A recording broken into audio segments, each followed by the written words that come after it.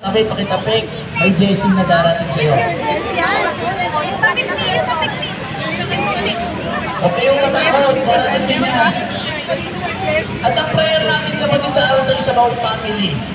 Kung yung mga mag-asawa dito na nag-i-struggle, napupuno ng problema, may mga pinagdadaanan, magandang paalalahanan sa bawat isa.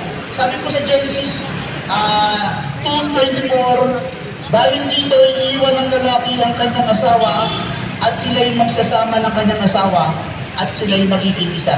Reminder naman po, the 7 ring ng buhay pag-aasawa. The first ring is what you call engagement ring. Ano ito? Ito yung moment na nangako kayo sa isa't isa na hindi ka na magpapaligaw at ikaw naman ay wala ka nang liligawan. Kung baka, may promise na kayo. Second ring is what you call the wedding ring.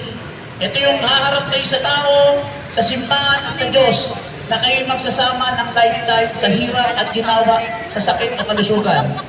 What's the third ring? Ito yung nakakatakot, the discovering.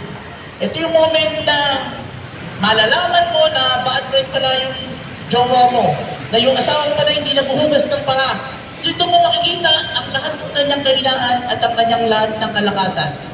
Papasok ngayon doon sa fourth ring. The fourth ring is what you call the suffering.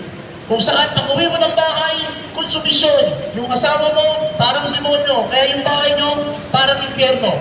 Pupunta ka ngayon doon sa fifth ring. The fifth ring is what you call the surrendering.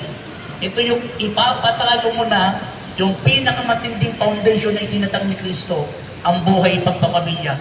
Kaya sa araw na to, pumunta ka doon sa sixth ring. Ang hawaka mo to kapatid, is what you call the persevering.